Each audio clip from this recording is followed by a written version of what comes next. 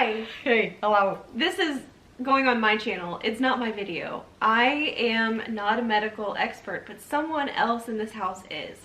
So today, Oh, that'd be me.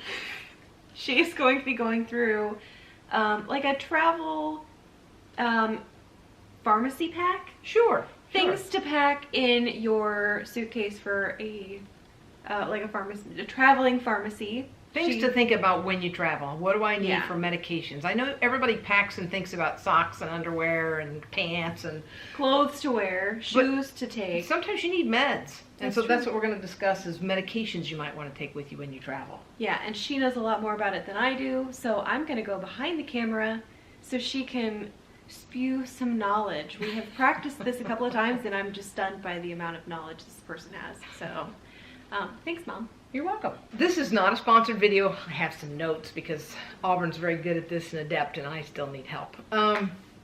This is not a sponsored video today by anyone. I'm just doing it for Auburn because she asked for some input on this and some advice. This is not medical advice to substitute for advice you would get from your personal physician or clinician. These are things that I consider and that I think about when I'm getting ready to travel. And keep in mind that I pack from the viewpoint of a mother, a physician, and from a hillbilly that used to live in a galaxy far, far away from any kind of shopping or stores. So that's kind of the point of view that I take on these things. People definitely tend to overpack, and I'm certainly guilty of that, and this will show my guilt for pharmaceutical things. Definitely you don't need to pack all of these things, but these are the things that I consider when I pack medications for a trip. You want to consider when are you going, where are you going, and what activities you're going to be involved in. And then you want to think about how long you're going to be gone. If you're just going to be gone for a couple of days, you may not need to take all of this stuff. Certainly, if you're going to, be going somewhere warm or somewhere cold, you may not need all these things. And then who is going to be going with you? You want to consider that as well. My first category of medications that you need to take, of course, is your medications. What do you usually take? And if you're on a blood pressure pill, a sugar pill, some regular medications for, arthritis, you can put those in a pill planner, and I encourage you to put your pill planner in like a Ziploc bag, so if for some reason it does open up, those pills are contained and they're not all over the inside of your suitcase. I like for people, if they're going to be on a plane to get wherever they're going to be going, take at least 1 or 2 days of your medications with you, so if something happens to your luggage, that you have those medications with you on hand and you don't completely run out. If one of your medications or 2 of your medications are controlled substances, then definitely keep those in their original bottle with the prescription that's stuck, the prescription label that's wrapped around there. So you want to have those in their original bottle. Now, if you're just gone for 3 or 4 days, don't take a 90-day supply of any of your medications. Take your 4-day supply and keep it in that original bottle, and then in a separate place at home you can put those other medications. So if you've got a 90-day supply of something that's controlled, you want to take your original package with your 4-day supply or 7-day supply, whatever you need, and then keep those other medications so you can put them back in the original packaging when you get home. So those are meds that are most prioritized, is your regular medications. Then the next category of medications that I have that I want to talk about are pain medications.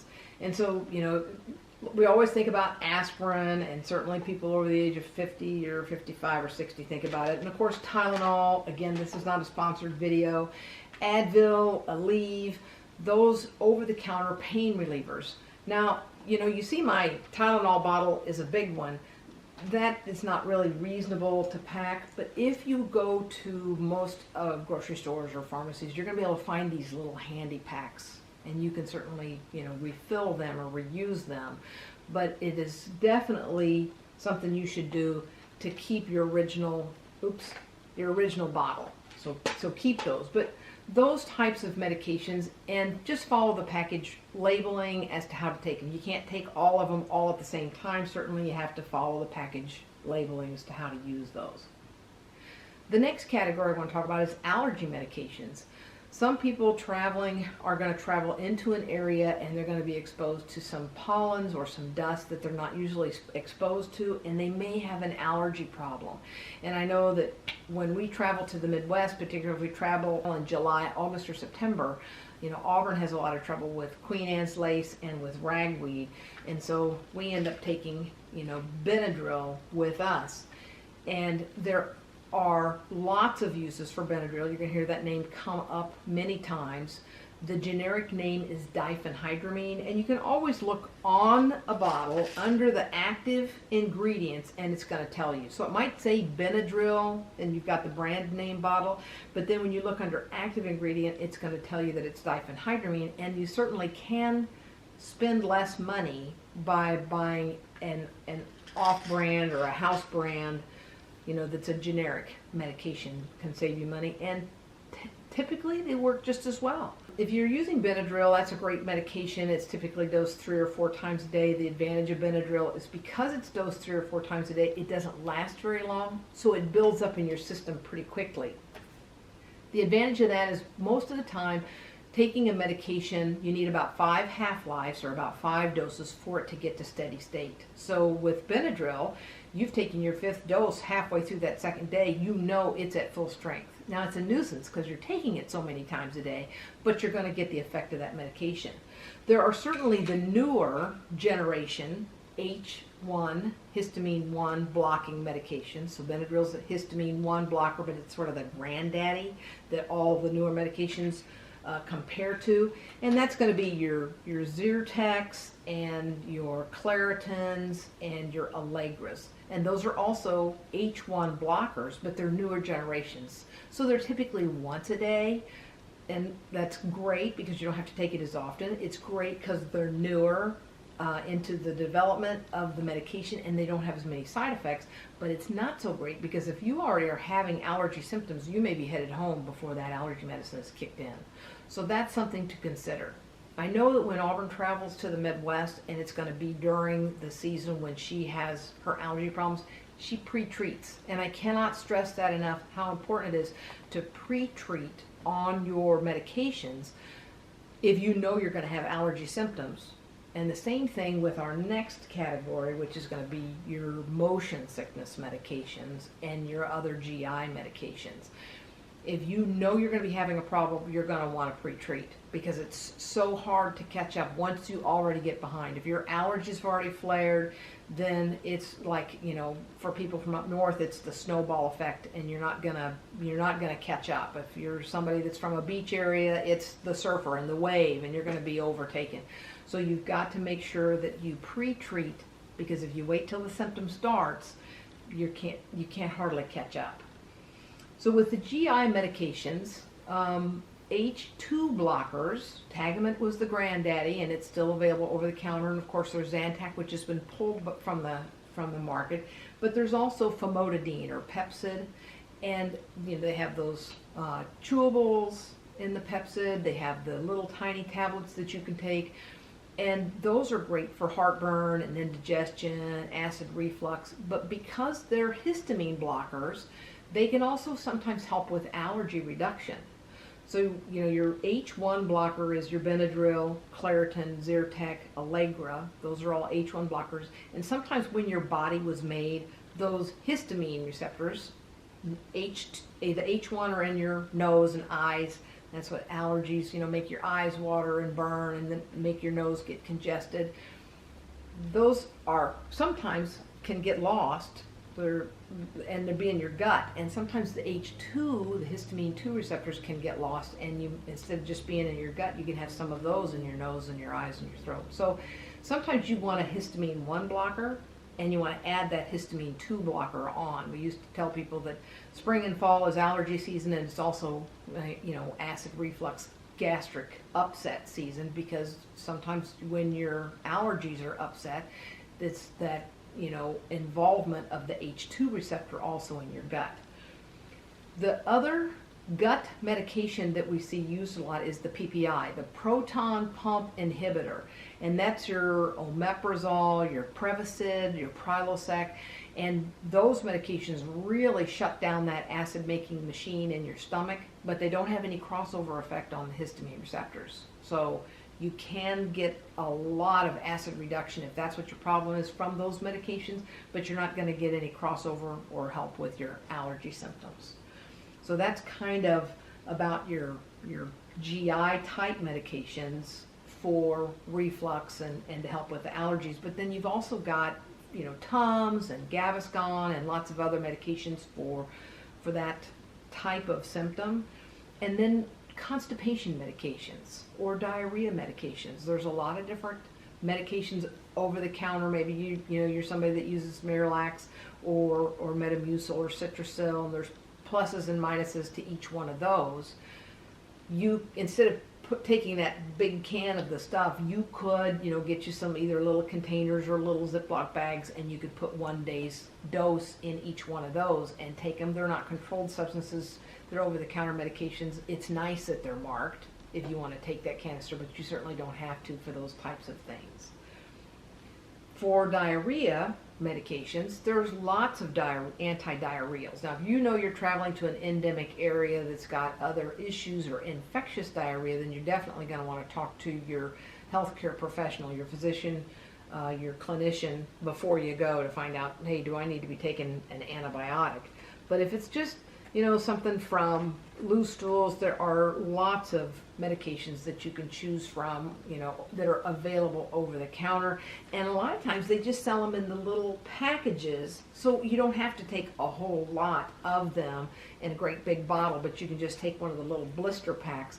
And they're nice because they're labeled on the back with the medication for you, and you may not have the dosing instructions. This one actually tells you, how to dose it on each package. It's got the out date on here, it's got the generic name of the medication, and it's got its lot number and tells you that it's anti-diarrheal.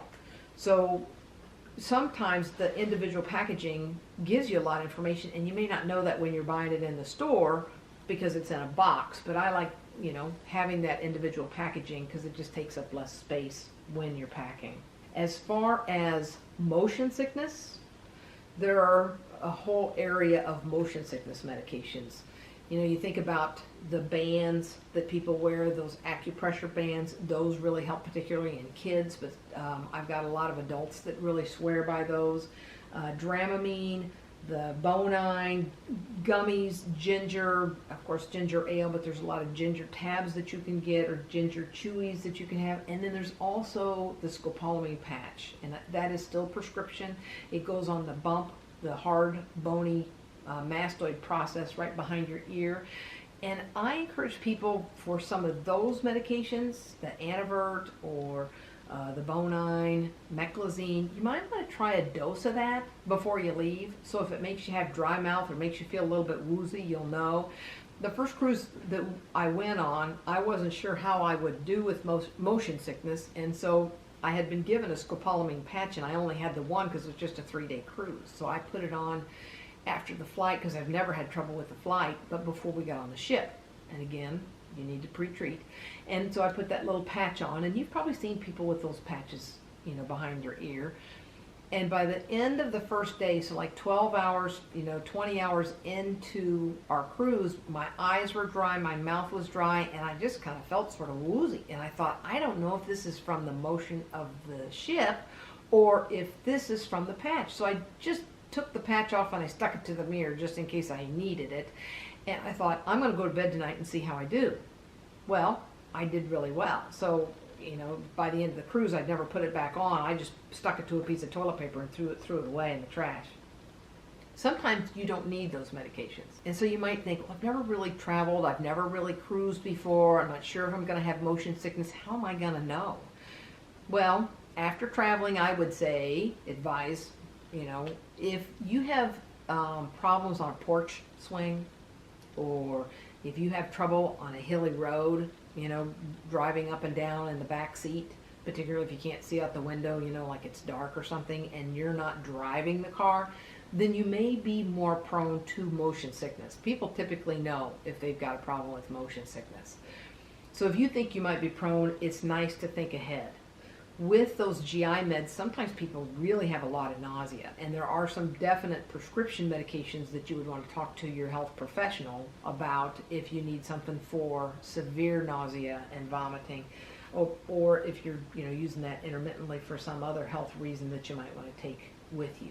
Another medication you might want to consider if you're changing time zones. Now, if it's just an hour or 2 hours, you can certainly adapt, but melatonin is a really good medication to use. It's a natural occurring hormone, and it tells your body that it's night. So if you're going to be changing your time zone by 3, 4, 5 or more hours, it's nice to help reset your internal clock by taking melatonin. Melatonin will help you initiate sleep. It will not maintain it. So you're getting to a new time zone. I used to tell parents, give it to your kids when they start back to school after a holiday break, or after they've been off all summer because their times are totally messed up, and it's not worth fighting them in the summer, but you need them now. You need them to be able to get up at 6 or 7 o'clock so they can get to school on time. So melatonin is a great way to readjust that internal time clock, and it's not very expensive. They're tiny pills. They don't have a lot of side effects. If you're going to have a side effect, there have been some reports of people having nightmares, but it's not real common. And if you're just going to be taking it for a few days anyway, you're probably not going to notice any side effects. But if it helps reset your internal clock, that's a really handy medication to have. Let's talk a moment about special medications. Are you partway through an antibiotic? That should definitely be packed. Are you somebody that takes an antibiotic maybe a couple times a week, every week, to prevent some sort of an infection? So you definitely need to think about that. Some people have issues with inflammation, and they have to intermittently take prednisone, and so that might be a medication that, even though you're not using it on a regular basis, it might be something you want to consider using. If you think, gosh, I'm traveling during cold and flu season, so I want to take some cough medication, or I want to take some Zicam. You can get those little Zicam, the little wafers that dissolve, or you can get the little things that you use inside of your nose. You can get like little bottles of cough syrup if you think you're going to have trouble with a cough, and take those medications to try to help ease those symptoms should you get those things. COVID in 2020, 21, 22, it's not so bad now, but still people might think, hey, this is like an empty bottle of the Paxlovid. You're immune compromised. Your health professional wants you to be prepared, so you might want to take that with you, and they might tell you, hey, here's like an empty COVID-19 test, so you might want to take your COVID-19 test, because I think they're like $20 now, and so you could test yourself before you went and spent money to see one of the health professionals to ask them about it. If you are feeling under the weather, of course, certainly there's the not so good if you just need a bandana, the little bit better if you need a mask, the much better if you want a healthcare mask, or even an N95. And that's a nice gesture for your fellow travelers in your party and for other people. If you know you're feeling under the weather and you might have been exposed to a viral type illness, whether it's COVID or influenza, but you just might have some other illness, please protect the others that are traveling with you and around you. I can't stress hand washing enough. Certainly, hand sanitizer is a nice substitute to washing your hands, and I think we all know how to sing the song to wash our hands, and make sure that we're getting soap and water on our hands, and then getting them rinsed and dried properly. And then the other thing, of course, you can do is like Lysol pads or some wet ones to help wash and wipe things down.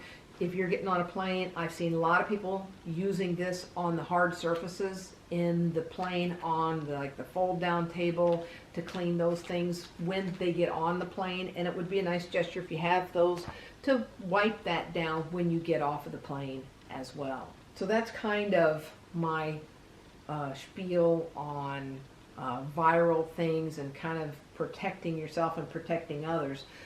Let's talk about some other special things that you might want to pack. So for allergies and drainage that, or maybe I should just say sinus drainage that may or may not be related to allergies, I like taking some Mucinex. I'm a brand name Mucinex fan. I think that guaifenesin works really well, but I like the brand name of the Mucinex family because it is time released, and so I'm not having to take it all the time. And plain guaifenesin, if like Robitussin type family, the liquid, works really quick, but it's gone really quick, and it can upset your stomach. So Mucinex has got the Mucinex plain, the Mucinex D, the Mucinex DM, and you can look into each one of those and find out which one might be appropriate for what your needs are. Other considerations. Ladies that are in the group, do you need to pack feminine hygiene products? Because sometimes when we travel, our system can kind of get goofed up, and so sometimes some unexpected things may occur, and it's nice to have that stuff with us so that we're always prepared. Does somebody need some moisturizing drops or some medicated eye drops? Do you have kids and they're going to get in the pool? Do you need some ear drops so that you can put those ear drops in their ears when they get out of the pool to help dry that water out? It's really irritating to a kid or anybody to go to bed at night and have an ear full of fluid when it just takes a couple of that drying agent, just a couple of drops of that drying agent to get that fluid out of there, and then they're a lot less likely to get a swimmer's ear later. If you're going to be traveling on a plane, do you need some gum? Do you need some mints? You know, they've got these little things that are like the little Binaca Blast that will just help for dry mouth symptoms that are really not much more wide than a credit card. Chapstick, something to help keep your lips moist. Of course, dental type products are really important. And then for me, and I know this is way down on the list, but it's a high priority, is can you see? So some people like to have a little pair of cheaters that they're not going to sit on. And I know these are like, you know, probably now they're probably 15, 20 bucks or maybe even 30, I don't know. But you're not going to sit on this and break it as easily as you will if you just had those other cheaters. And I know they fold up so nice. So you can just try those out if you need a pair of cheaters so that you can read the fine print on things, and it has a nice little case. Packing extra glasses or extra contacts is really something that you should put on your list. And then a little cloth to clean your glasses. I know that sounds crazy. Why do I need to worry about that? But it is really nice to have something to clean your glasses with. Of course, if you need, you know, razors, or if you need a little mirror, and I showed this to Auburn and she thought this was really unique. Hotels used to provide these, and it's got a little teeny tiny pair of scissors, so you wouldn't want to pack it in your carry-on because they might take it away from you, but you're not going to want to use this on the plane anyway. You know, do you need a lint roller? And then this is just because, I don't know, my own personal preference is like a little screwdriver, a little Phillips roll regular screwdriver, and because we wear glasses, we have the teeny tiny little screwdriver that we take with us.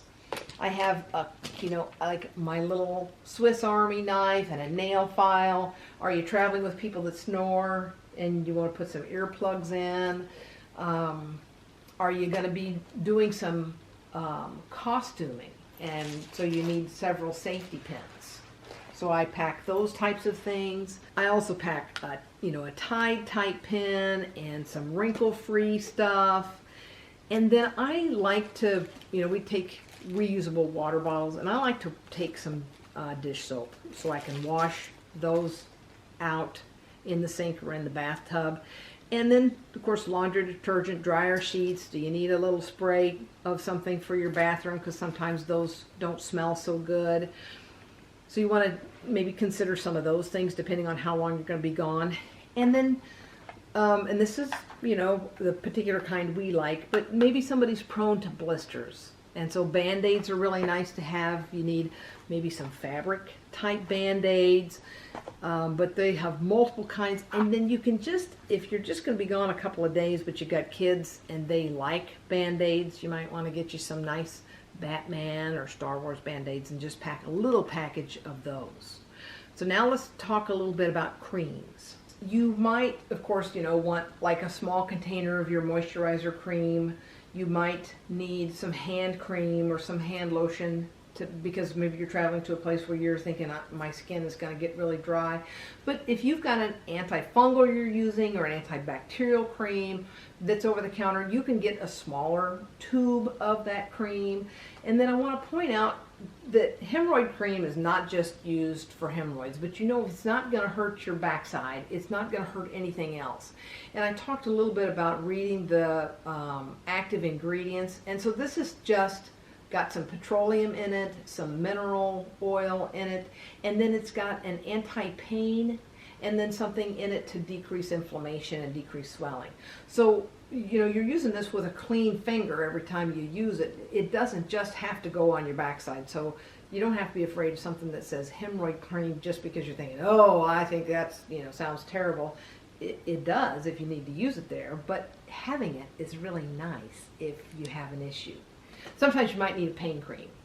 And this was given to me by some friends. It was given to me by Adam and Sherry Legg. And it does really help. Like if you got a neck pain or a shoulder pain, or maybe you're getting a headache and you find out that's actually coming from a neck or a shoulder problem, sometimes those creams can work really well. And I don't think I said anything about suntan, I should call it untan, lotion to prevent you from getting burned. And as you can see, I like getting the ones that have the red sticker on it because that means it's on sale. I don't think, it's not like it's outdated. No, this isn't outdated for a while. But for whatever reason, it was just on clearance, and so I thought I'm going to take advantage of that while it's on sale. Now, sometimes the burn has already happened, so you might want to take some aloe. And, I know with my skin tone, I've gotten burned many times when I thought that I had areas protected and they weren't, like the top of your feet or maybe on the back of your hand or the back of your neck. So it's really nice to have that aloe. The other thing you might want to consider is something to make you less appealing to bugs, whether that's bug spray. And again, this has got the little clearance label on it, but it's not outdated, so I'm going to use it. And then sometimes they have these little bug bands, and these little mosquito repellent things just look like a shoestring, and one of those curly shoestrings, and you just wear them on your wrist or on your ankles to try to keep the insects from being one of being your best friend. So I think those are some of the major things and minor things that I wanted to talk about. There was a couple of little things still left on my list I wanted to point out, and that's checking your outdates. So I probably waste and pour out a lot of medications because I've bought these. This expired in 2022 in it, so it needs to go the way of the dodo. And even though I like that little container, it's got the outdate on it. So I'm going to go throw the whole thing away. Do medications expire? There's a lot of debate back and forth, but it's the inactive ingredients that can make you sick. The medicine itself may still work, but some of the other stuff may be like rancid, and so especially if it's been exposed to heat or moisture. So my advice is to pitch those things, maybe not at or on the outdate, but certainly within the outdate you probably should get rid of it. And then other things I want you to know is these are really handy size bottles, but don't take a bottle that looks like this. What's wrong with it? It has no label. Okay. Don't take a bottle that looks like this. I know you've handwritten it on there, but you should take the bottle of medication and try to get it in one of these types of bottles so that it doesn't take up a lot of room. So I think that pretty well covers the things I think of. I may have forgotten something, so if you think, oh my gosh, she didn't even talk about this, please leave it in the comments below for other people to see. And then I have a bonus question, or a question that's a bonus. Who can tell me what is Mary's favorite football team? And the answer is behind me. Have great, safe travels.